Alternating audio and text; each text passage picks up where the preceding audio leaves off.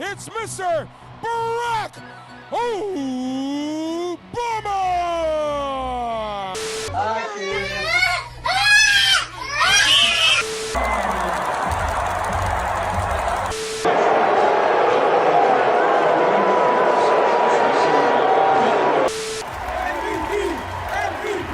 It's not a birth certificate, Candy, and people are trying to figure out why isn't he giving his birth certificate. It's not a birth certificate. Hey, Wilbon, you've been dodging me, man.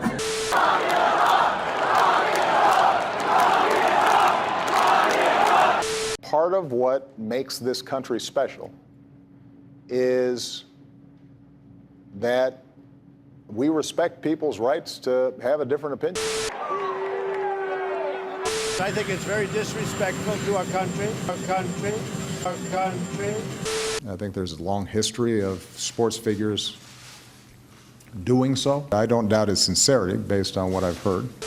You have to stand proudly for the national anthem. Well, you shouldn't be playing. You shouldn't be there. Maybe you shouldn't be in the country. The National Basketball Association was the first pro sports league in the United States to shut its doors.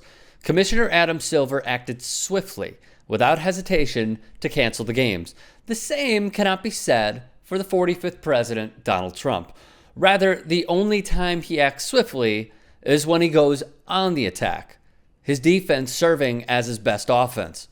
So when Barack Obama tweeted a shout out to Kevin, Giannis, Zion, Blake, Steph, and all the players, owners, and organizations who are setting a good example during a challenging time, a reminder that we're a community and that each of us has an obligation to look out for each other. Well, Barack's relationship with athletes? College player forgot that there was even a team in Oakland. That was Klay Thompson, by the way.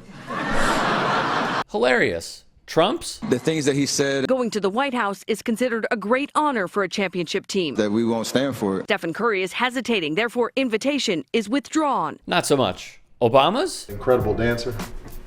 And Trump's? He's kind of used sport to kind of divide us. What would you say to the president if he's sitting right here? I would never sit across from him. You would never? You didn't want to talk to him? Nah. President Trump at war with NBA superstar LeBron James. Overnight, the president tweeting, quote, LeBron James was just interviewed by the dumbest man on television, Don Lemon. He made LeBron look smart, which isn't easy to do. I like Mike. And this was after LeBron James did something truly extraordinary. Brand new I Promise School. It is a joint venture between the LeBron James Family Foundation and the Akron Public School System. Not only is tuition free, so are uniforms and transportation for every student who lives more than 2 miles away. Every student gets breakfast, lunch, and snacks. College tuition is guaranteed for everyone who graduates. There is a food pantry for families. Parents can get their GEDs and job placement services. And because of how important a bicycle was for young LeBron in escaping dangerous parts of his neighborhood, every student will receive a free bicycle and helmet. Trump attacks, and attacks. He does it to rile up his base. He does it to discredit the other side. And as long as his side, and that side of the aisle, grabs their pitchforks at his every word, they act upon his wishes. While Obama welcomes teams to the White House, many others simply refuse because of its current temporary resident. Throughout all this, there is a calculated reason for these attacks per CBS's Leslie Stahl. Just me and my boss and him. He has a huge office. And he's attacking the press.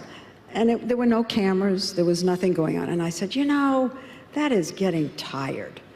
Why are you doing this? You're doing it over and over, and it's boring, and it's time to end that. You know, you've won the nomination. And why do you keep hammering at this? And he said, you know why I do it?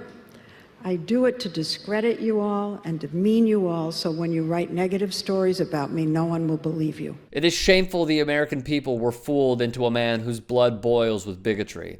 A man whose cons outweigh any pros, including his failed businesses, all of his ventures, and a pathological liar, race baiting those who share the same ideologies to remain in office, keep his properties afloat by funneling taxpayer dollars into them, empowering Nazis publicly, and mandatorily forbidding testing to boost his re-election chances, of course, of COVID-19.